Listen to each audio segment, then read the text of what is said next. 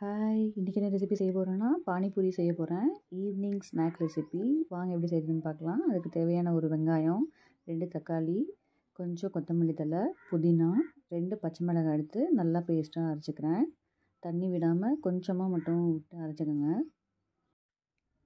கூடவே உருளைக்கிழங்கு, 1 கப் பச்சை பட்டாணியை நான் வேக வச்சு எடுத்திருக்கேன்.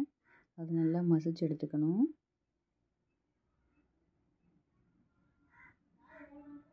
இன்னொரு கடாயில் நான் பானிபூரி ரெடிமேடாக பாக்கெட்டில் கடையில் விற்கிது. ஸோ அதை வாங்கி நான் பொரிச்சு எடுத்துக்கிறேன்.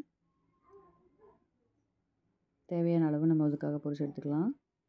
சைடில் ஒரு பேனில் 2 டேபிள் ஸ்பூன் எண்ணெய் விட்டு நம்ம அரைச்சி வச்சு அந்த பேஸ்ட் எடுத்து ஆட் பண்ணிக்கலாம். அதுலேயே 1/4 டேபிள் ஸ்பூன் மஞ்சள்தூள், அதுக்கு தேவையான சால்ட்டை போட்டு நல்லா கிளறி விட்டுக்கோங்க. கறி மசாலா 1/2 டேபிள் ஸ்பூன், கொத்தமல்லி தூள் ஒரு 1/4 டேபிள் ஸ்பூன் சேர்த்து நல்லா கிளறிக்கலாம். அது கூடவே பொட்டுக்கடலை பவுடர் 1 டேபிள் ஸ்பூன், கடல மாவு அது இருக்கு இல்லையா, அதை வந்து 1 டேபிள் ஸ்பூன் போட்டு தண்ணி விட்டு நல்லா மிக்ஸ் பண்ணி அதில் கரைச்சி ஊற்றிக்கலாம்.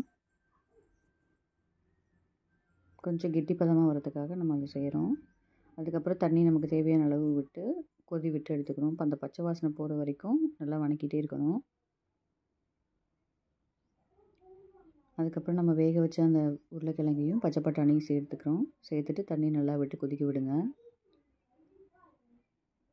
இது வந்து கடல மாவு போட்டிருக்கனால கொஞ்சம் கெட்டி பதமாக இருக்கும். ஸோ அதுக்காக தண்ணி நல்லாவே விட்டு நல்லா பச்சை வாசனை போகிற அளவுக்கு கொதிக்க விட்டு எடுத்துக்கலாம்.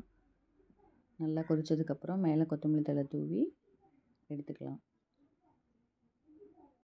அவ்வளோதான், மசால் பூரி ரெடி. நம்ம இப்போ வந்து சர்வ் பண்ணிக்கலாம். அதுக்காக பானிபூரி பொரிச்சது வந்து எடுத்து ஒரு கப்பில் வந்து உடச்சிக்கிறோம். ஒரு பிளேட்டில் எடுத்து நீங்கள் உடச்சிக்கோங்க. அதுக்கப்புறம் செஞ்சு வச்சு அந்த கிரேவியை வந்து அது மேலே ஆட் பண்ணிக்கிறோம். கிரேவி வந்து தண்ணியாட்டமும் வச்சுக்கலாம், கொஞ்சம் கெட்டியாகவும் வச்சுக்கலாம். நம்மளுக்கு எப்படி பிடிக்குமோ அப்படி செஞ்சுக்கோங்க. தண்ணி இன்னும் கொஞ்சம் விட்டுருந்தா கொஞ்சம் தண்ணியாட்டம் வந்திருக்கும். அதுக்கு மேலே மறுபடியும் ஒரு 2 பானிபூரி எடுத்து நான் உடச்சி விட்டுக்கிறேன். டெக்கரேஷனுக்காக மேலே ஆனியன் போட்டுக்கிறேன்.